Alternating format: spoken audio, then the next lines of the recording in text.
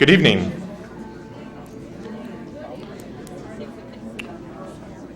So we are going to start a little program for this evening. My name is Andrew Duffy, and I will do my best to guide us through this evening's program in a timely and an efficient manner so that we can all get out of here by midnight. That's the plan, midnight. But we'll see. We'll have to see how it goes, and maybe later.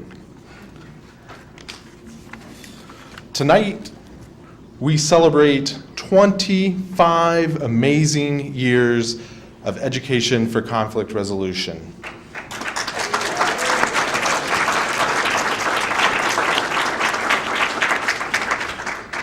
And all of us in this room have played a part in making it amazing.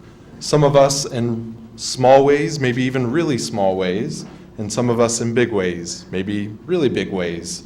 But all of us together have been a part of making it an amazing organization and an amazing story. So thank you for coming tonight to be a part of the celebration, but also thank you for the part that you've played in this amazing story. As a display of the contribution that folks have made, I thought it would be interesting to have those folks who have ever been on the ECR staff in the past or currently stand up so that we can see. And that would include me. You folks. And then, for those of you who have ever served on the ECR Board of Directors in the past or currently, if you could stand. Hey.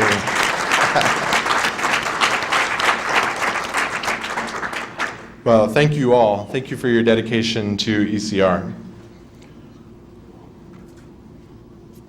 To learn more about the ECR story, tonight we're going to hear from a number of folks who have been involved in different ways or who have used the skills that they've learned in different ways so that we can learn more about the scope of ECR and its history and also the impact that it's had on this community and this county and this state, the country, and even globally. So we'll hear a little bit about that from a number of folks this evening. I'm going to introduce people kind of 3 or 2 at a time, just so I don't have to do it every single time. And so for the first couple people who are going to speak, the first person is Carol Horn, who has served on the staff, has been involved with the organization for a number of years in a number of different capacities. I think most recently as a consultant for trainings and the work that ECR is doing. On a personal note, I'm scanning the audience for her as I talk and I don't see her, but, oh, right here in front of me. Perfect. Apparently time to get my eyes checked.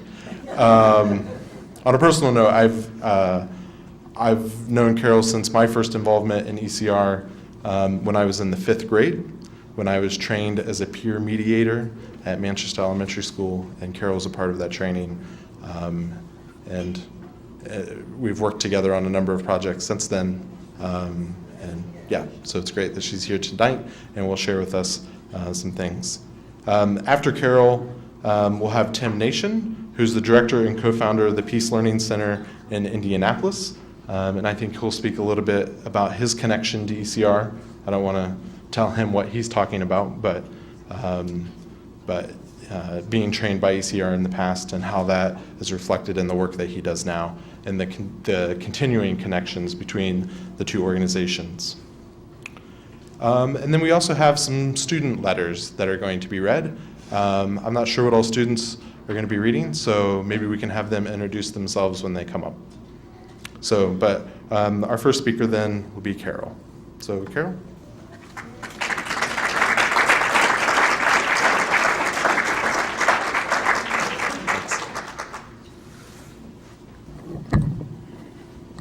Okay. It is like a reunion, Rachel, as you said, yes. Well, I look out over the group and I think of mediations, workshops, school road trips, meetings, common goals, and kindred spirits. So we'll go through a little history here of various aspects of ECR, and Dennis will help us in that. So it was in 1987 that the North Manchester community was asked by the Center for Church and Community Ministries out of McCormick Theological Seminary to develop a project that focused on peace and justice to be funded by a 3-year grant from Lilly Endowment, one of 36 projects. And Vernon Miller is here tonight, who was in at the very ground level of that. And as I know, Cliff gathered people. He wanted to make it as diverse as possible. And a lot of those core committee members later formed the board for ECR. It became a not-for-profit organization in 1989. And I was going to have board members and committee members stand, but we had the same idea.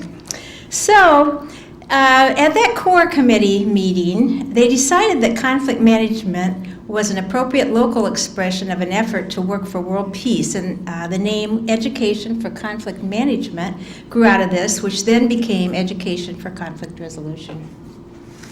Well, even though this focus might have come from an article from Jeff Hawkins, it is understandable that Dr. Gary Zimmerman was excited about the focus because he had just returned from a 1-year Lilly sabbatical with the Community Boards Program in San Francisco, the preeminent community mediation center at that time, and also the initiator of conflict management programs for students in California schools.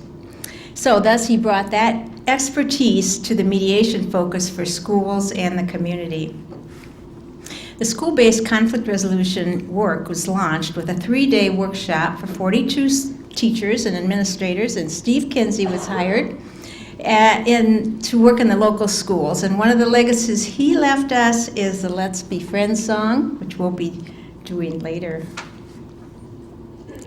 At this time also, an excellent video was produced about the North Manchester Conflict Managers Program by professional videographer David Sollenberger, here tonight also. Gary started Manchester College Reconciliation Service and the ECR mediation services by training adults in the mediation process. Some of us here were in those early trainings. Later trainings were led by Bob Gross, Angie Briner, Beth Kramer, Annie Clark, Mia Millard, Andrew Duffy. Who else? Well, raise your hand if you were part of those trainings or led those trainings. Okay, yeah, Rachel was in on it, yeah. Well, when Steve Kinsey moved to Oregon, I was hired as executive director in 1990, and I just finished my 16th year of teaching. And that June morning, I sat down to look at the newspaper a little more thoroughly than usual, and I saw an ad in the paper for a director of a mediation center. Now, I'd been sort of following this because of Gary, and I thought, wow, this is just what kids need for life skills and schools need. And it was supposed to be a 9-month job, and so I thought, yeah, and I got a big reality check on that one. But anyway, I decided to join the effort, and it was local for a little while as I was doing classroom lessons and peer mediation training. But I was also very naive about the funding flow for ECR. And I quickly learned that a not-for-profit is exactly that in many cases. No profit and little money. Well, the Lilly funding closed in 1991, and so we had to soon spend untold hours figuring out funding sources. Now, schools beyond Wabash were asking for some services, and some had money at that point. So that was encouraging. And but then also, I was asked to, well, the way this worked, they asked ECR to manage the Town Life Center as part, then we wouldn't have to pay rent. And so that meant, you know, you hired the janitor, and you got the supplies, and you did the programming and that sort of thing. So, okay, we'll do that. And then they asked me to be part-time director of the Community Foundation of Wabash County because they were starting another Lilly grant. So it was growing by leaps and bounds. And so I had 3 hats for a long time and many hours. Eventually, a part of that varied ECR funding source was also found in a state grant. And so schools could get in under that. And I found Dennis at the computer recently, and he was doing these things with stars and going to the locations of where we went to training. Raise your hand if you were on the road with me and others doing all these trainings around the state. Yeah. Fort Wayne schools especially had a lot of our services with Gary's lead, and they had mediators in each building and a lot of peers. Well, in 1991, Angie Briner worked part-time briefly for ECR and then started working for the Manchester schools doing mediation and teaching conflict resolution, as Jean Zimmerman was doing for the Warsaw schools.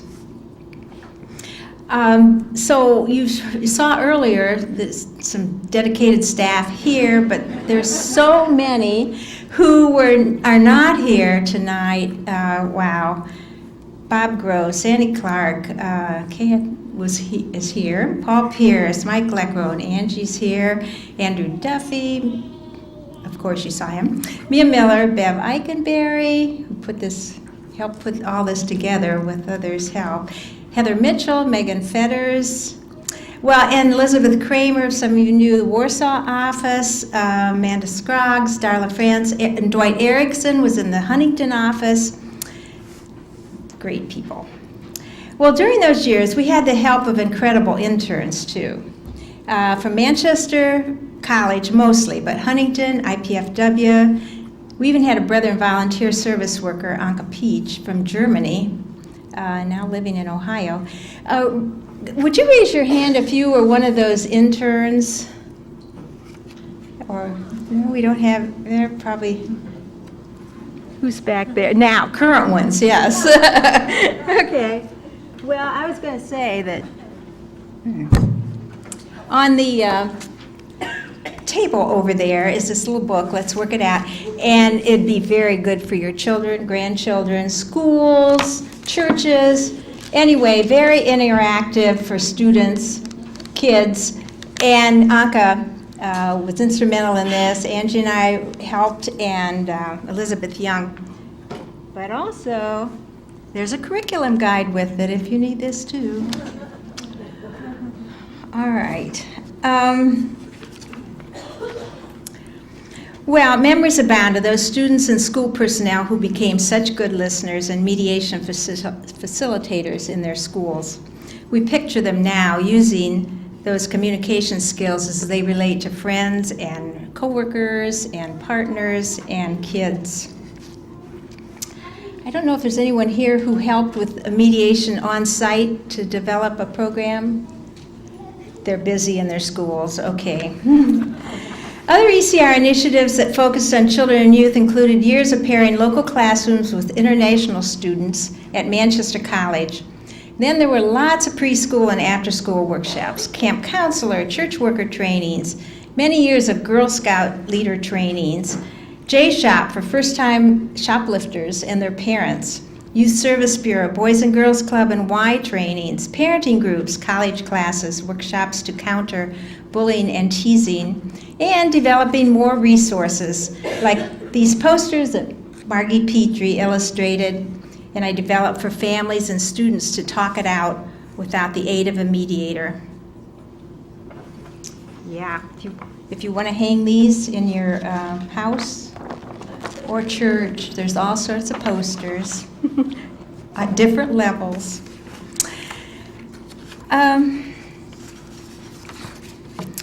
In the mid-90s, I began to hear about attendance truancy training, and it seemed so logical to me to have a trained mediator or trained school counselor sit down with one or more school representatives, the parents of the truant student, even sometimes the student him or herself, and hear from each about the situation, finally putting into an agreement their creative suggestions to improve and remedy the tardy and truancy issues.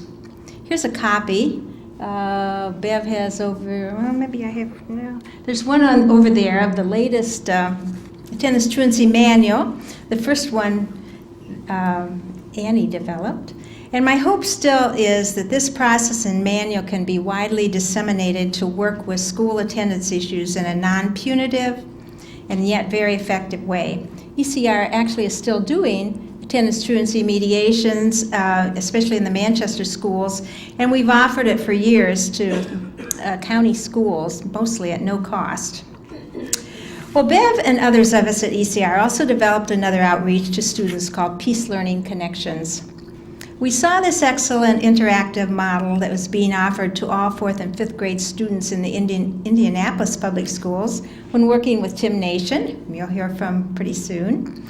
And raise your hand if you have been a part of Peace Learning Connections here locally.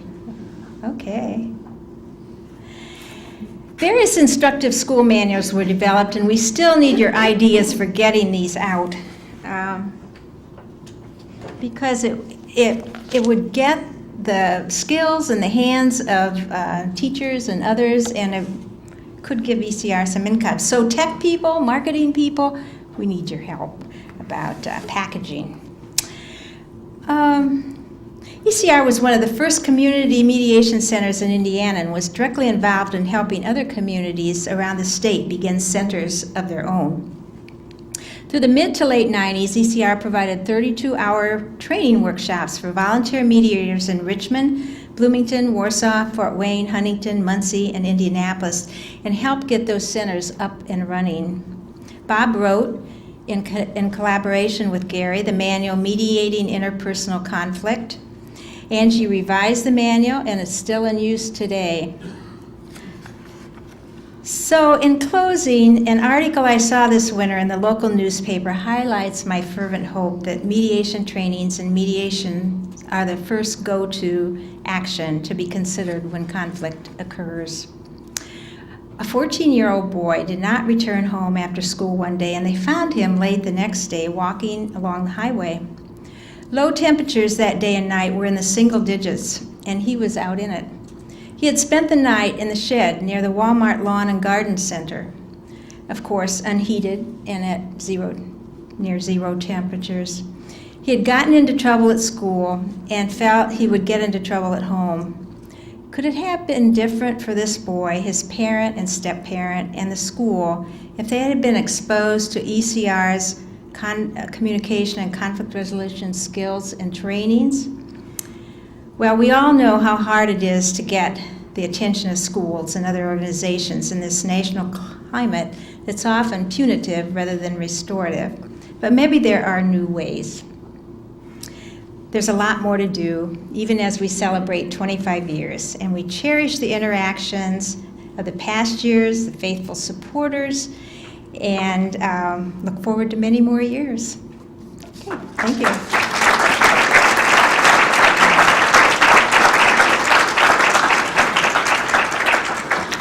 Thank you, Carol.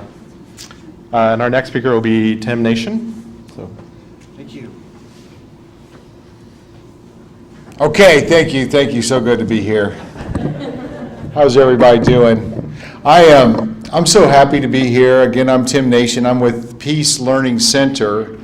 And I was thinking about what I should say tonight, and the first thing I thought is, you want to come to something like this and get some words of wisdom and things to live by, so, not just listen to speeches. So I wanted to share this with you. You know that you need to walk a mile in someone else's shoes. It's a good thing in empathy, right? You walk a mile in their shoes to try to figure out where they're coming from. But the good news is if they still want to fight, you're a mile away from a barefoot person. So remember that. am here to share a story because my story started, I'll start this one back in 1994. I could go further back, but I won't. But in 1994, I was the state AmeriCorps director. AmeriCorps, getting things done for America. It is like the domestic Peace Corps. Many people have heard of AmeriCorps now. AmeriCorps, one of our goals was to partner with not-for-profits around the state and get 10 or more full-time AmeriCorps members to help the homeless, to tutor kids, to work with people who are in crisis and homebound elderly and all sorts of different programs. But one of the goals was in AmeriCorps, it was to train all AmeriCorps members in conflict resolution skills. And the National AmeriCorps office had a list of national providers who could come to your AmeriCorps program and do conflict resolution training. Well, at the time I had been working in government, and I had lived at 24th and Delaware in Indianapolis. That at the time was called Dodge City. There was a lot of crime, a lot of problems, and we got to know the kids in the neighborhood. And we would take the kids to Turkey Run State Park and other places, and just saw how nature could change their lives. But anyway, I got a hold of this. I saw Carol Horn's name in this manual, and Bob Gross. And I called up to North Manchester, Indiana as the state director, and I asked to get some conflict resolution training set up. And I do this to people nowadays, and Bob did it to me. Well, it takes 4 or 5 days. And I'm like, well, we don't have 4 or 5 days. We only have 3 hours or 6 hours or whatever. But I think we ended up on 2 days. And so we set up a training, and we did some workshops, and it went great. And I had this realization when I went through and listened to what Bob was doing and learning the skills of dealing with conflict resolution, that this is the missing link in our culture. It is our inability to solve conflict is horrible. And it's not only just interpersonal conflict, it's of course a conflict that we have with ourselves. It's really pathetic when we lose 38,000 people a year to suicide, and it's in around 25,000 to homicide. We almost are more at war with ourselves than we are with other people even.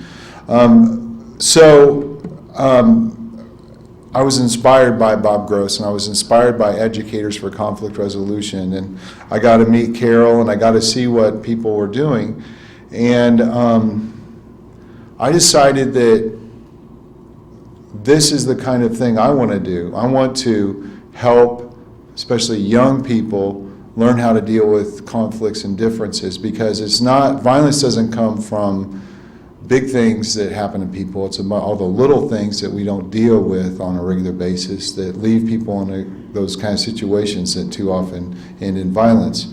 So after going through a few workshops and in a couple years into the AmeriCorps experience, we decided we would teach AmeriCorps members how to teach kids conflict resolution skills. And we did a big 2-day training, a teach a facilitator, and got AmeriCorps members so they could do just a 1-hour workshop for Martin Luther King Day in 1997.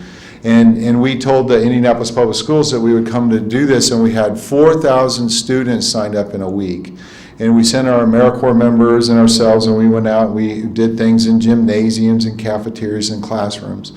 And then Charlie Wiles and I, who were doing this project, we were cross-country skiing out at Eagle Creek Park in Indianapolis. It's the 4th largest city park in the country. It's bigger than Central Park in New York City.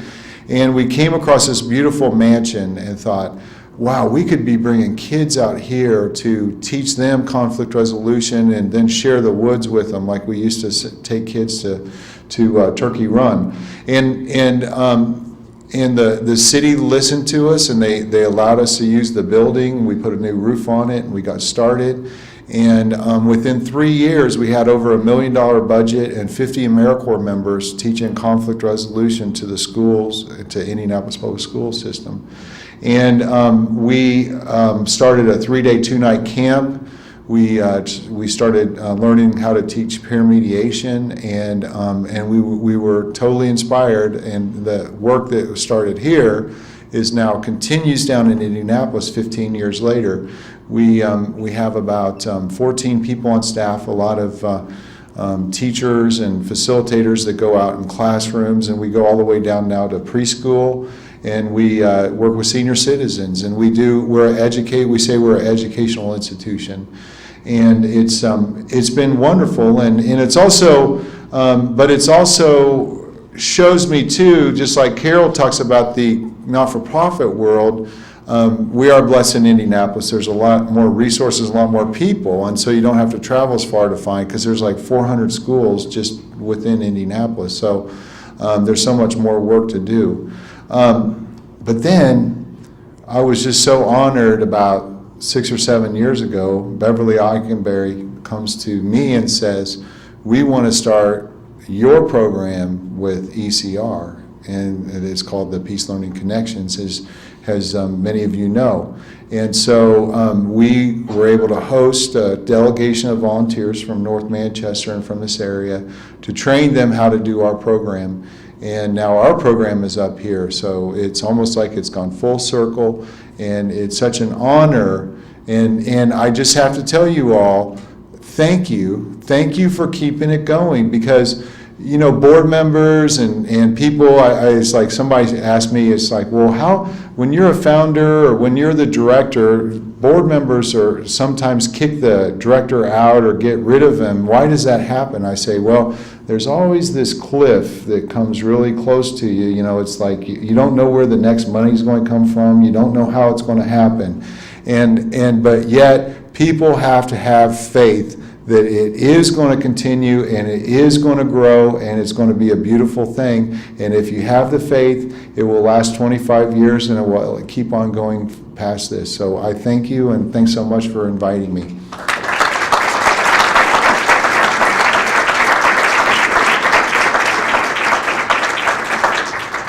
Thanks, Tim. That was great. So for our next section, Beverly will guide us. Tim has been such an incredible support through the 7 years that we have been doing this program, Peace Learning Connection. First in the East Allen County Schools, and the next 6 years right here in Manchester Elementary. And we have 3 students from this year's program who would like to read their letters. The teachers help the students, or ask the students to write thank you letters to us. And so I invited them to come. So would all 3 of you please come up? Elena Miller's mentioned in the program, and Addison Baker is here, and also Hannah Newell. Thank you for reading. Here, can you just step over here, because it's so you can be seen. This is Hannah. Dear PLC friends, I love Koinonia. It was so fun. I learned a lot. I learned about filibusters, Mother Teresa, Martin Luther King, Gandhi, and Cesar Chavez, and a lot of other things. It was fun. It was great because we learned a lot while we were having fun. The River of Conflict was my favorite because we had to work together to make a bridge. Everyone was so nice. I really enjoyed this field trip. I wish we could go again. Thank you, Hannah. You can sit down. This is Addison. Dear PLC friends, thank you for letting us come to Koinonia. I really enjoyed my time there. I really enjoyed learning about Cesar Chavez, Mother Teresa, Martin Luther King Jr., and Mahatma Gandhi. I think that it was cool that we learned how to handle when we were being bullied, and if we saw someone being bullied. Doing the peace moves was fun too. I also got to meet someone new, Miss Heather. I enjoyed doing the River of Conflict. That taught us all a good lesson. If we work together, then we get things done faster and easier. It was also really fun too. Doing the little reports on those people were fun, and we learned something new. Once again, thank you for taking up your time to come and help us. And Elena. Dear PCL friends, thank you for working with us at Koinonia on Tuesday. My favorite part was when we went on the hike and saw the deer. I really liked learning about Mother Teresa. I learned a lot about conflict resolution. Now when I get in fights with my friends, I'll know what to do. Thanks for helping us.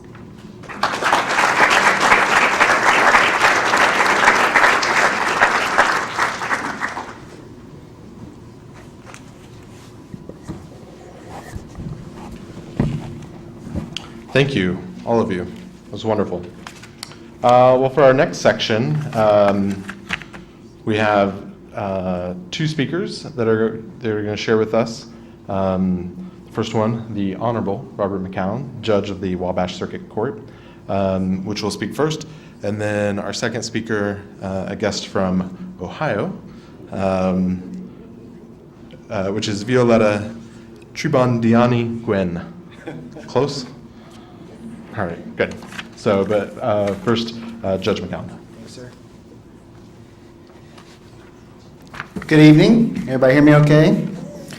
I love coming to North Manchester. This has been a day of firsts. I had dinner tonight in a yurt, Y-U-R-T. How's that for something special? Anyway, I've lived in Wabash all my life. I became an attorney in June of 1988, began the private practice of law then, which coincidentally makes this my 25th year as well. Thank you. In 1990, I became the city attorney for Wabash. I held that job for 14 years, and I became the circuit court judge in 2005. Why am I here? That's a good question. I think it's because I'm a fan of mediation, and I'm a fan of education for conflict resolution. I'm a fan of mediation for two significant reasons. One, it works. And two, it's an alternative to having contentious hearings or series of hearings. The state of Indiana monitors the trial courts and their activities and their weighted caseloads. And last year, Wabash County was the 22nd busiest county court-wise out of 92 counties in Indiana. There are over 340 trial level courts in Indiana, and the Wabash Circuit Court, which is my court, was the 7th busiest. What that tells you is I don't have time to address these issues. I need alternatives, and to me the best alternative available to me is mediation. I'm also a fan of education for conflict resolution in particular. Again, it works, and two, it's affordable. It's available. I've made referrals both as a practicing attorney and as a judge on many occasions. Even sometimes if agreement's not reached on all issues, we get agreements on some of the issues. And even then later on they come back and figure out how do we work through this entire issue. I particularly value ECR on my docket because I have the family law docket. And those are usually the most emotionally charged types of cases. Their problems really aren't legal, they're emotional. And if you can get them to sit down at the table and talk and say, look, you are parents. You may not get along, you may not have a relationship, but you need to understand what your common goals are and make them work through those. We all win. As you know, the studies show that when we mediate a case and they've had a stake in that outcome, it's successful. That means society benefits, it means families benefit, that means we benefit. And I know I'm preaching to the choir when I say that, but I sincerely believe that. I have believed in mediation for a long time. I was in the early 1990s. I was trying to find the date. I can't remember when, but sometime in the early 90s, I was in the first group of family law mediators to be certified by the Indiana Supreme Court. A small group of us spent 40 hours in Indianapolis learning how to conduct mediation from skilled mediators across the country. I remember our reading materials included a book called Getting to Yes. Is that something some of you are familiar with? I remember very well my first mediation session, so I thought I ought to share with you at least a story. As a certified mediator, I was extremely excited. I was trained, I was ready to go, I was loaded for bear. I had my flip chart, I had my marker, I had my office all set up just to be as inviting as possible. And I'll never forget that day. When the parties arrived, I invited them to sit down. So far, so good. I invited them to have a beverage and make themselves comfortable. So far, so good. I then introduced myself and explained to them what I hoped to accomplish and what mediation was intended to accomplish. I then asked the wife, what would you like me to call you? And she gave me her first name. And I looked at the husband and said, what would you like me to call you? And he said, you will call me sir. True story. As you can imagine, the session ended without an agreement in just a couple of minutes. I asked him why he even came to mediation. He said he thought it would look bad if he hadn't. I still don't understand that logic to this day. But I got to tell you, I learned some very valuable lessons in that session. The first gentleman was not interested in working things out, and perhaps his attorney didn't do a good job of enlightening him about the benefits of mediation. Perhaps his attorney back then didn't know about the benefits of mediation. And the lesson in that is, as the name Education for Conflict Resolution suggests, we need to educate people and sell them on what this can do for their lives. We must convince parties, attorneys, that real benefits will accrue, that conflict will be reduced, that their personal lives will be better. And that's our responsibility as parents, neighbors, educators, litigators, and judges. Educate the public about the benefits of mediation. The other lesson I learned in that meeting was that while we can all support and encourage mediation in our own way, it takes a very special set of skills to be an effective mediator. I'm not sure I possessed those back then. I still try and mediate from the bench now. But in summary, what I want to tell you is what I love about Education for Conflict Resolution is it gives people the tools to handle present and future conflicts. That's what mediation and Education for Conflict Resolution are all about, equipping people with the skills necessary to address whatever conflicts they face, and we know they're going to face plenty. That's a lifelong gift. Please keep up the good work. Thank you.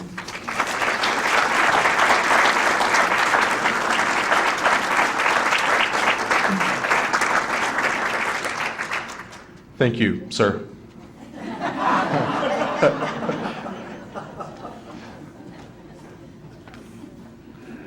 Violetta?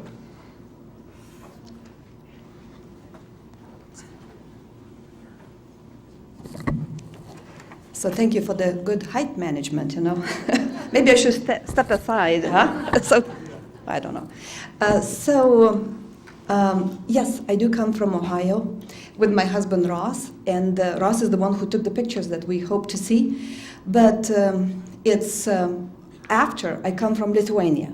I came to the States about 14 years ago to study at Earlham School of Religion. Which one? This one? Thanks. The first year, the first half, in the first semester, when I was absolutely just getting my feet warm, I saw this mediation workshop, and I went there, and I thought, wow, I have no clue about the culture. I know the language more or less, my British, English, Lithuanian, just everything is completely new. And so I rolled with the punches, and when in the end I saw how it works, I said, this is wow. If nothing else happens in the States, this is worth to have left the family and come here. So, anytime you learn something, you want to bring it always home, to your roots, so that your home is as good as where you are. So, since I have, worked on things, and this good book, who doesn't know this book? Yeah, has been translated into Lithuanian, and if anyone is interested in how a page of English and Lithuanian looks, we can send this around. Please believe me, it's the same thought on the text. Yeah, and you can check it out. And also these, this is not Lithuanian. Love is now where or nowhere, yeah? It is in English. It has traveled across the ocean several times. I first taught a session of mediation according to Bob Gross's text in 2006, and then 3 more in 2008. So, before I say anything about my adventures with mediation in Lithuania, I would like to, first of all, thank the organizers of this beautiful event and the good spirit that kept this beautiful conflict resolution going for 25 years and may be blessed for 1,000 more. I would also like to thank my teachers, which is Wayne Copenhaver, Dale Hayes, Margaret Lechner, and Bob Gross, who is, I don't know if he's a real person or not. I haven't seen him since 1999, and any time I try to reach him, he's gone. He might have to come to Lithuania. Maybe that's where I'll meet him. So what happened in 2008, I had an opportunity to do mediation training for my class that I was taking after I graduated from Earlham School of Religion in 2002. I was taking a class at Wilmington College for special ed, masters, and for my project. So my teacher allowed me to go to Lithuania and teach mediation and then report to the class. That's why we have these slides. So I went to my alma mater, and so after we landed, I went to my alma mater, Jonas Jablonskis or Rygiškių Jono Gymnasium. Gymnasium is sort of higher class high school. It was founded in 1840 and still living, so seen a lot of Tsar and Hitler and communism and still Lithuanian. So it was my privilege to teach mediation there to these kids. This is a group of seniors and their teacher. And you know what I do? Nobody trained me to train mediators, but I send an email to the good one, and he says, okay, just go forward. So I spread my sheets around for an hour and a half. We did what Bob Gross taught me to do, very interactive, a lot of stuff to learn about yourselves, about how you behave when you are mad and sad and get out of it and all those things, beautiful. Then we take a break, then I introduce them to the principles of mediation and say, that's it, it's time to be the mediator. And now imagine, I say, okay, who would like to volunteer to be in this conflict, and also who will wear the mediator's hat? And these brave kids came, and one of them was the mediator for the ever first. They just learned the word mediation 2 hours ago. Yeah? And so I say, oh, help me, Lord. And when we come to the place, and everybody else is watching, so they can say all kinds of things. And so when we come to the place where mediation stops and something advising or problem solving happens, I say, take off your hat of mediator, stop, debrief, and put your mediator's hat back and go on. So it all went well. They were engaged and loved it, and we got a positive resolution. Nobody said, call me sir, and I'm not doing it. Also because their teacher was there. So this was easy. Then we walked around. Marijampolė, where this was happening, is a little place, a beautiful place, like North Manchester, Teachers College and all that. That's the church where I got baptized, and we looked at stuff.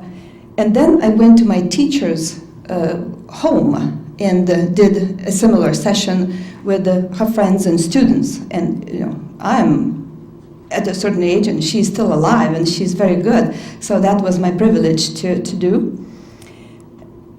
And it was not very bad, but then I had to face 57 teachers of a school, the principal of which at that point in 2008 was possibly going to be my son's mother-in-law. But she had no clue who I was and what this mediation was. She was the principal of the big school, so she introduced me by name, but no relationship. And we had all these teachers, for the same schemata, an hour and a half break, an hour and a half, and then, who would like to mediate. So here is where the book, the training, the skills were really very necessary. And here is the lady on the left is the principal, a beautiful, beautiful person. And then the time came when I said, who is going to mediate? And now all these colleagues are watching. So if we did something wrong, I don't know where I would be today, But the magic of mediation, the magic, not only because it happened and positively happened, but because when I go to Lithuania, it's my home, my root. I have things to do, I have people to see. I only had time for one conflict. So since 2006 and 2008, I was doing the same theory and the same conflict, one and the same conflict. They didn't know, none of these groups knew that I only had one conflict.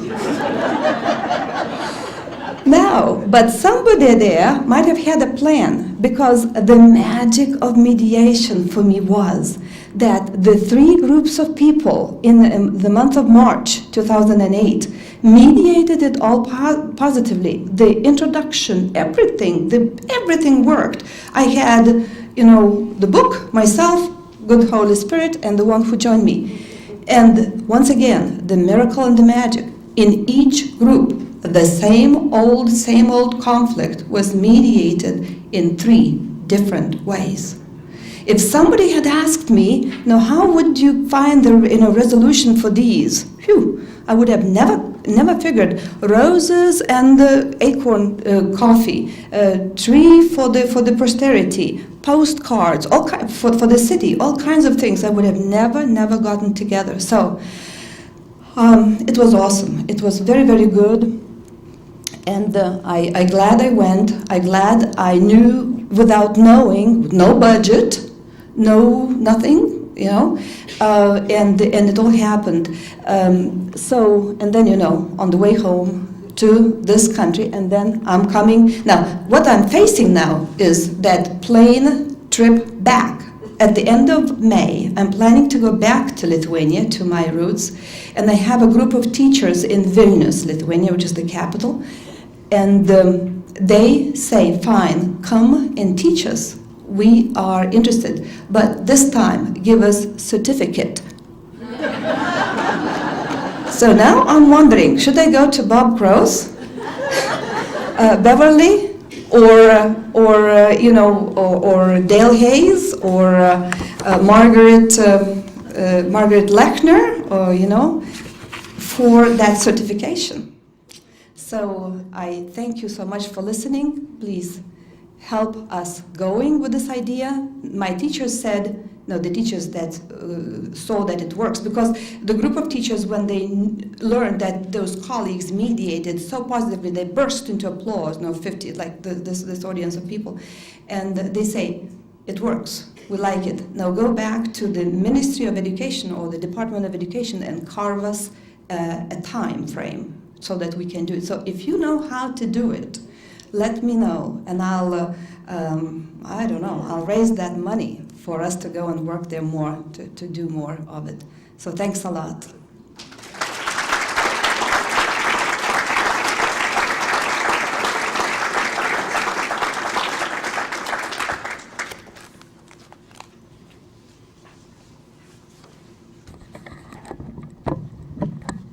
Thank you very much, Violetta, for sharing these stories with us. It's great. So our next section of speakers, we have 3. Wes Heath will be, who's with Manchester University, will be sharing with us. And then Kay Geyer will be sharing about the Growing Grounds program. I'm scanning the audience, I don't see people. I see Wes, okay, over there, thanks. And then also Sherry Krukeberg will be sharing about Families Talk About Aging seminars. Sherry is over here. Great. So we'll start with Wes.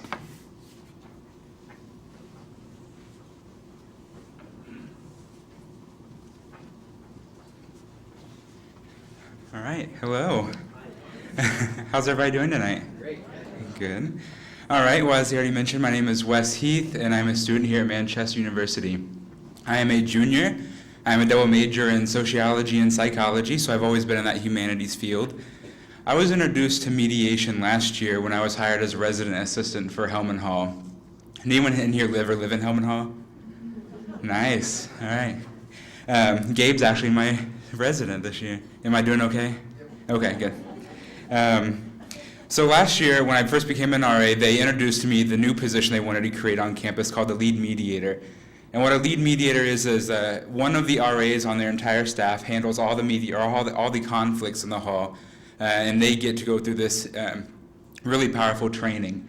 And I was like, well, that sounds good to me, social studies, psychology, and I'm all about that. So it's like, sure, I'll take on the new position. And there's like, it's completely new, we're going to work around it, we'll see what comes of it. So it's like, sure, I'll do that. Got here at the beginning of this year, went through some training, Got to meet Gary Zimmerman, so that was a lot of fun. He was Gary, if you know him, and everyone here knows him, I'm sure. And that was the first time I met Bev, and we had a wonderful time. The training was about 4 hours, and we used every minute of it. He made sure of that. And I really left there with a new power of mediation. I felt like I just knew that this was going to be something that I really enjoyed. It just seemed to click.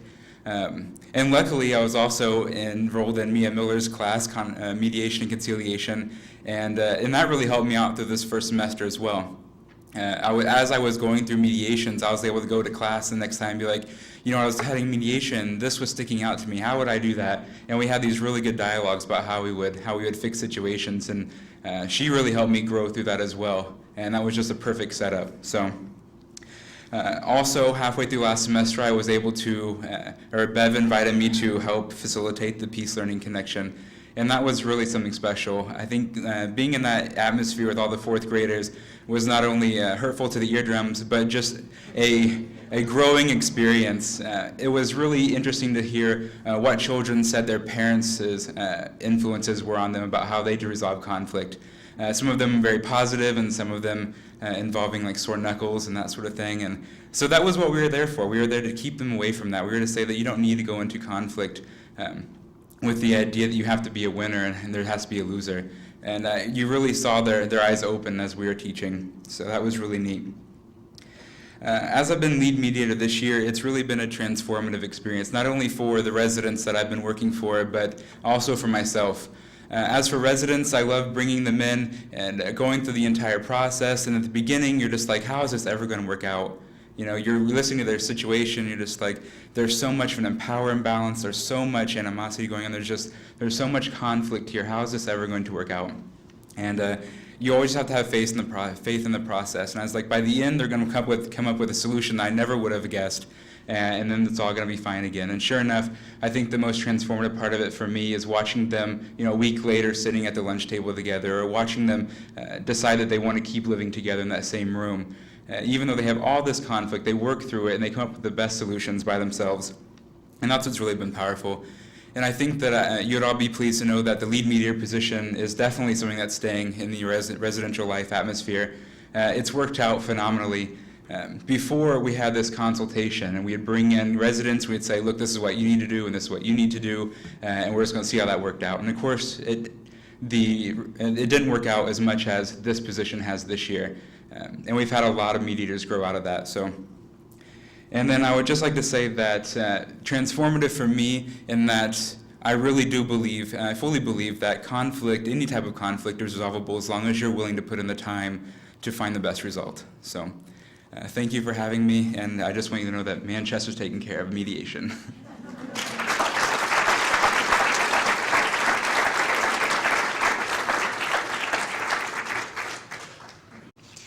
I was delighted when Bev asked me to speak at this forum, and then she told me I had 4 minutes to talk about something that I'm very passionate about. So I decided I better put together a PowerPoint to keep me on track and to keep us moving. Growing Grounds is probably the most recent sort of adopted child of Education for Conflict Resolution. But it started in the jail, and Education for Conflict, ECR has been in the jail for as long as I can remember it being. And also there's a group called Caring Women's Bible Study that introduced me to the jail. And those things kind of converged and became an outgrowth of that was Growing Grounds. And what Growing Grounds is an organization that met these women in the jail and fell in love with who they were and what their potential was, but kept seeing them recycle through the system and wondering, isn't there something we can do? Isn't there something more than we're doing that we could do to support these women meet their goals on the outside so that they don't have to keep recycling through? And the first thing, so we developed this little organization, and we had a vision that in the right atmosphere, that good things could come of people even when they're in difficult situations. And so we decided that what we wanted to do was we wanted to put together the atmosphere of hope with training, and that hopefully out of that, things could change for these women. So the goal was to offer support through career training, through job acquisition skills, mentoring, emotional development, and spiritual fulfillment. We knew that we were offering quality programs for definite little life skills, as well as spiritual and emotional support in the jail context. And we knew that our relationships were something that were mutual. We appreciated them and they appreciated them too. But it wasn't enough to cope with the demands and pressures that they were going to be facing when they transitioned back into the community. So whether by long and winding road, or that's multi-generational, or by just poor decision-making, or a series of recent unfortunate events or circumstances, whatever brings these women to this jail is often very complicated, very layered and overwhelming, and made more so by the consequences of their arrest and incarceration. So we started offering classes within the jail with different skills, and one of them was how to get ahead in a just getting by world. Maybe some of you are familiar with Ruby Payne's work. And if you notice in that section of her triangle, it says, what it's like now, causes of poverty. And so one of the first things we did in that class was we had the women develop a chart that showed what were the things that they were going to be facing when they left jail. What is it they were going to have to deal with in order to get their lives together? And this is one actual paper that was from one of the women. And she drew this up, and then all of a sudden she just threw up her hands and she said, "No wonder I take drugs." So, fortunately, that's kind of the down part of the class. We move on to talk about resources and things that you can do to change those things.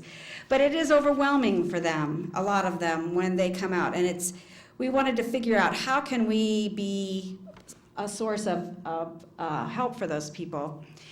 Well, and we had all this desire and this good intention, but we didn't have a lot of resources. And the Global Women's Project, we applied for a grant from the Global Women's Project and got that grant. And that was a big boom for us because we suddenly had someone who believed in what we were doing and supported us. And so we were ready to move ahead. So the first thing we did is we went to the jail regularly and collected data about what was going on with the women's lives before, after, during their time in incarceration. And we found out a lot of good information about that. This is one picture, but there are many about the information we found out.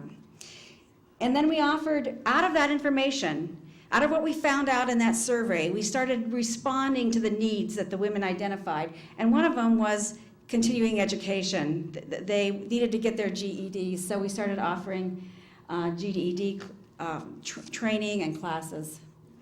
We offered parenting classes, both in and outside of the jail, because a large percentage of these women are parents. This is not just a situation of an individual, this is a situation of families. Sometimes there was a specific need. Somebody needed to get their CPR in order to get to be qualified for a specific job. So we offered that for the women. And we also tried to identify folks who would be willing to be volunteer mentors. Bev Eichenberry was one of our volunteer mentors to develop a relation, because the statistics showed us that people who were mentored were by far less likely to repeat their experience in the jail. There's a lot of things that have happened with Growing Grounds over the last 7 years or so, but one of the things that we've come to realize is that as good as our intentions are, as important as our relationships are, as valuable as the classes are that we offer, for so many of these women, when they get out, they're facing large financial obligations for court costs, for child support, for back rent, for broken down cars, for whatever. And we became to realize that if we are really going to impact this cycle, one of the things that we have to do is figure out how to give them a better start when they get outside. Because if they get out, it feels like there is no way for them to get ahead of the game. And so they resort to old patterns, old relationships, old things that bring them back into the jail. So we had this dream of having a revolving loan program where we would loan larger amounts of money to these women to pay off whatever debts are keeping them from getting ahead, with the hope that then they would begin to pay it back and we'd be able to keep recycling these loans. And I have to say that there were not very many people who thought we were wise to go this direction. And so I have here to say that we have done 3 major loans ranging from $700 to $1,000. The $1,000 loan was paid back within, I think, Carol, 7 months or something like that. The $850 loan has been half paid back now, and that was a fairly recent one. And there's a 3rd loan that we've done, and we've already been in negotiations with that person who's finally got a job to start paying that back. So we feel like that these women want to take responsibility for their lives, but they have to have some chance. They have to have some hope. And we're hoping that that is something that we can do. And to make this more possible, Liz Schellert applied for a GEMER grant, and with the intention of them, GEMER, knowing that we were going to use this money for revolving loan funds, and that we got that grant. And so now we have the possibility of helping more women. And Liz is, I'm forgetting I'm doing this. The other thing that Liz helped us with is she helped us, we're sort of a loosey-goosey grassroots organization that kind of likes to make things up as we go along. And Jim Shively has been helping us, and Liz has been helping us. They've been trying very hard to get us our act together. And one of the things that she helped us with is try to figure out how to organize ourselves in some kind of structured, organized way.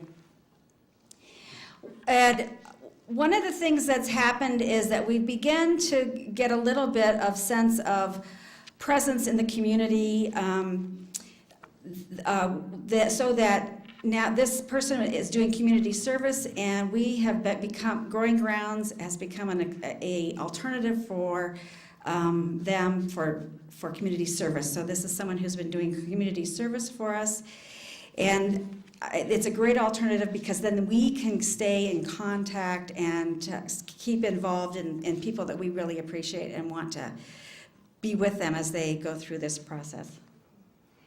We're also having monthly meetings now where the women come and have supper with us and their families if they wish. And we have speakers from the community who are part of organizations who can offer things for them that are solutions to the problems that they have. So they can come to get information about getting an education, to get information about Narcotics Anonymous was the last one to help with that. So we're offering that. And I have to say that Marty Stryker is on our not exactly a board, but advisory team. And she's part of Community Corrections, and she has helped us organize these monthly meetings. But not only that, Leroy Stryker, former sheriff, and Dennis Horn do childcare for us every month, and they do the dishes before the thing starts. So we are so grateful for their involvement as well. We hope that as we move forward as an organization, we can become a little bit more organized and structured and legitimate, so that we can continue to offer this support to women as they transition back to the community. And ECR has been a very, very important part of that, because they have allowed us to connect with them and be recognized as part of them, which gives us some legitimacy. So thank you.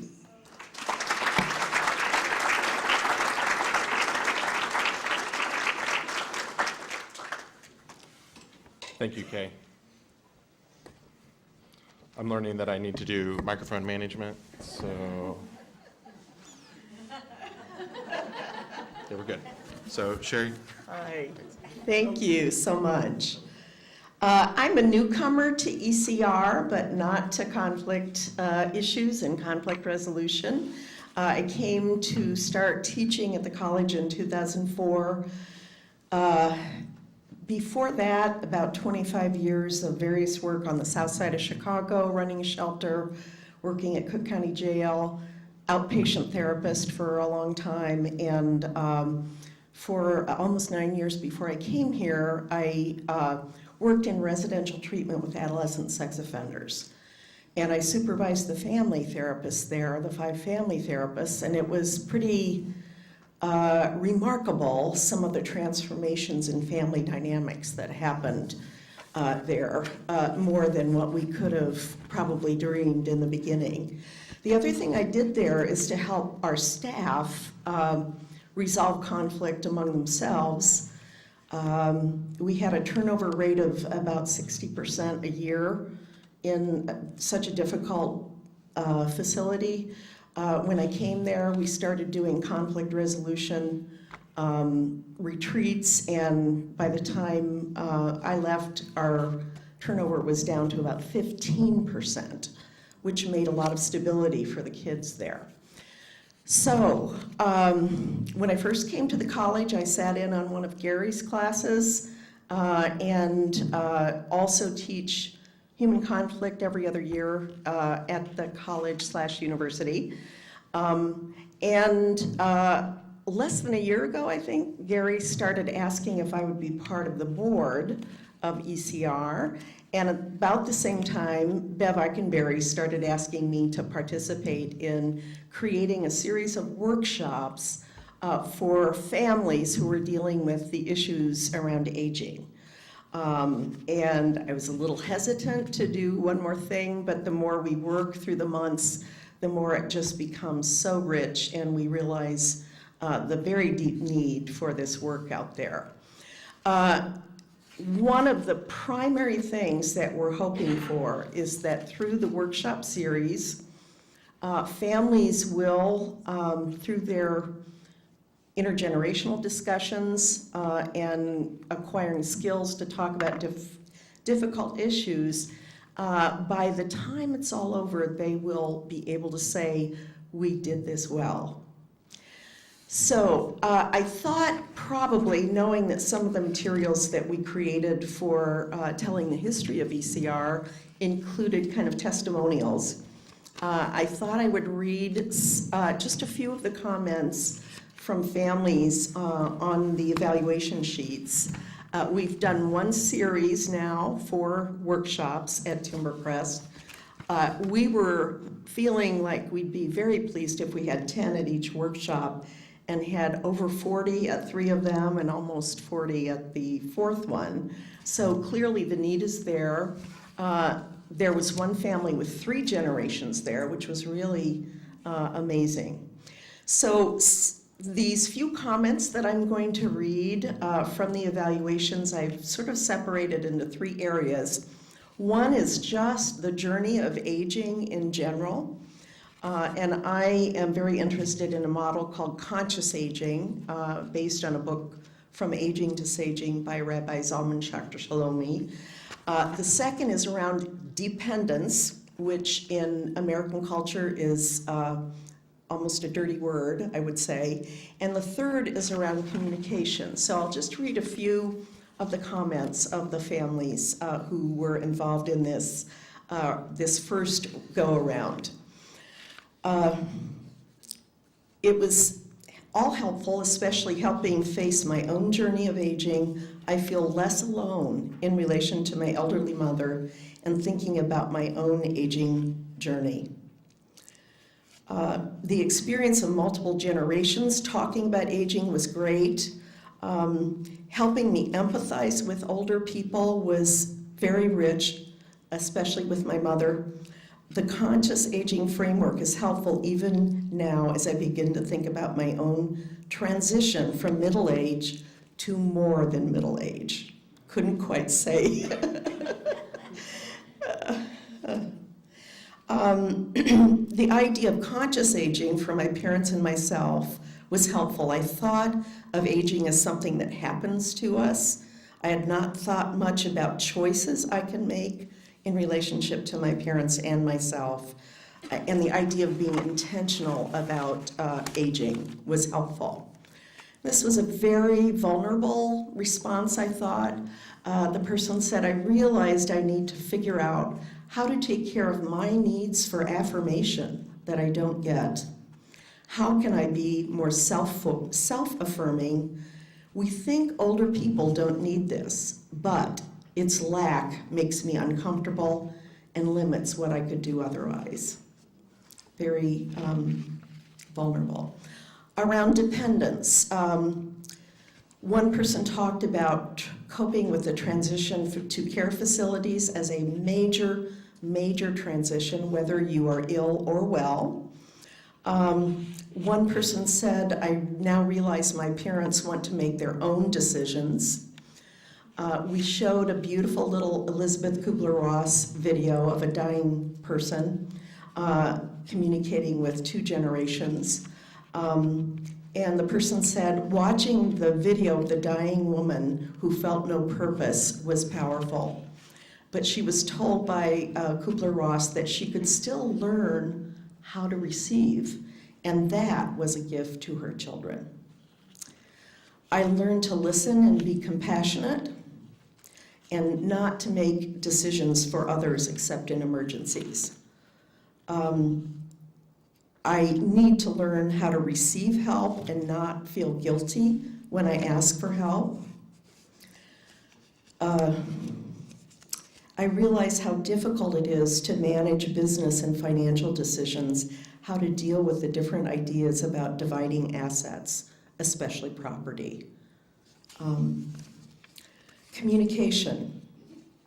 And Bev did some really brilliant, important work around helping families just talk about what they were going through. And sometimes, I know as a therapist for many years, this can really bring up old divisions within the family. And the opportunity with aging is that perhaps at this last moment, these last years, these last months, there can be some final healing, which everybody could really deeply benefit from.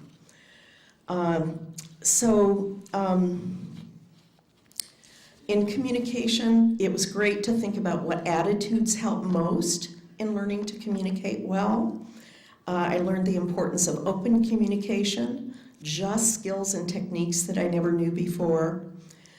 Breaking the ice about sensitive issues such as driving, writing down one's own thoughts first before we talk, so listening to oneself was helpful. Listening to yourself first and then writing down your hope. Making sure all parties are included, making sure we are listening and all are heard. Repeat what the other person has said so there isn't any misunderstanding. And one of my favorites under this category, the importance of taking turns and keeping your mouth shut sometimes.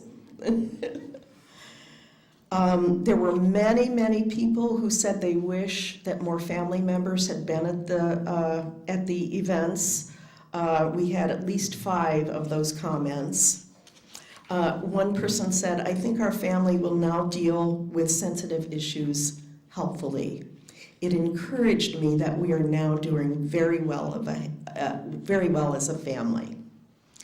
And this one came from an elder, and the person simply said, I realized that I am still learning. And if anybody knows Bev, you know how experiential she is, which is always great fun. And so there was a PS on one of the evaluations that said, thanks for the crayons. So it's been very rich. I think we're just beginning to understand the potential of these workshops and the deep work in helping families make these adjustments and transitions. So.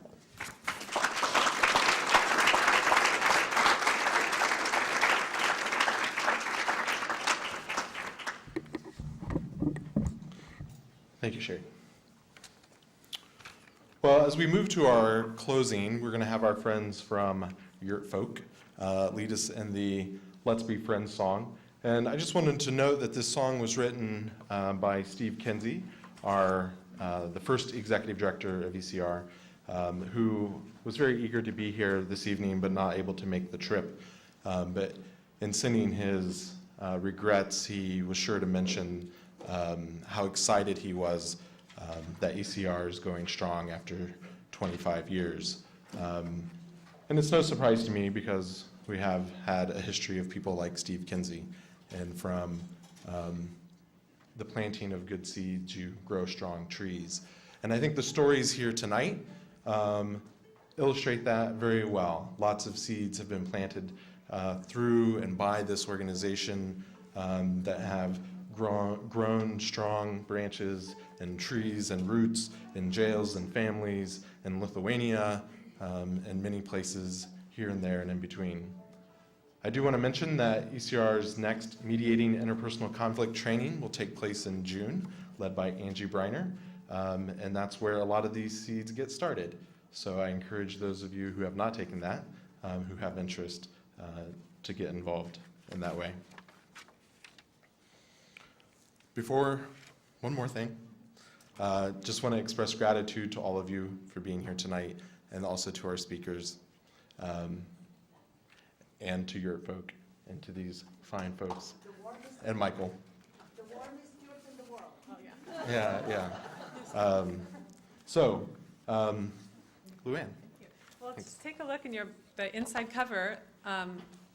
That's the song "Let's Be Friends." You'll note that it was written in 1990. We're gonna sing it just as it was written. And I'm also wanting to say that I celebrate the people out here that came to this event to learn about ECR. So I think that's wonderful to see you. All right, so there is the chorus over here, if you choose to look at it that way. Ready? Oh, and if we want to have some spoon players here, I grabbed some spoons over here from the catering room in there. Okay. Some like pie, some like cake. Let's be friends. Some like veggies, some like steak. Let's be friends. Oh, let's be friends. Let's be friends with one another. Let's be friends even when we disagree. Let's be friends though we're different from each other. Let's be friends, that's how we were meant to be. Some hair is dark, some hair is gray. Let's be friends. I just hope mine is here to stay. Let's be friends. Some live in farms, some live in town. Let's be friends. We'd miss us if we weren't around. Let's be friends. Oh, let's be friends. Let's be friends with one another. Let's be friends even when we disagree. Let's be friends though we're different from each other. Let's be friends, that's how we were meant to be. Some like ballet, some like tap. Let's be friends. Some like jazz, some like rap. Let's be friends. Some like country, some like rock. Let's be friends. Some like good old J.S. Bach. Just be friends. Oh, let's be friends. Let's be friends with one another. Let's be friends even if we disagree. Let's be friends so we differ from each other. Let's be friends, that's how we were meant to be. Christian, Buddhist, Muslim, Jew. Baha'i, Hindu, Shinto too. Let's be friends. Red, yellow, brown, black, white, or tan. Let's be friends. From North Manchester, Lithuania to Sudan. Let's be friends. Oh, let's be friends. Let's be friends with one another. Let's be friends even when we disagree. Let's be friends though we're different from each other. Let's be friends, that's how we were meant to be. One more time. Yeah, the fourth graders sing this at the close or at the beginning, different times during our programs, just to let you know. So just sort of channel your inner fourth grader. Ready? Let's be friends. Let's be friends with one another. Let's be friends even when we disagree. Let's be friends though we're different from each other.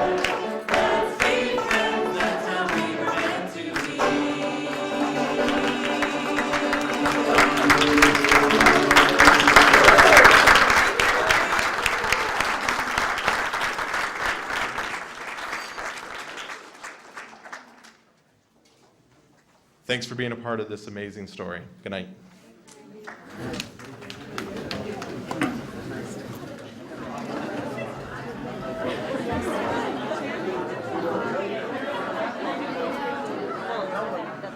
Be sure to repeat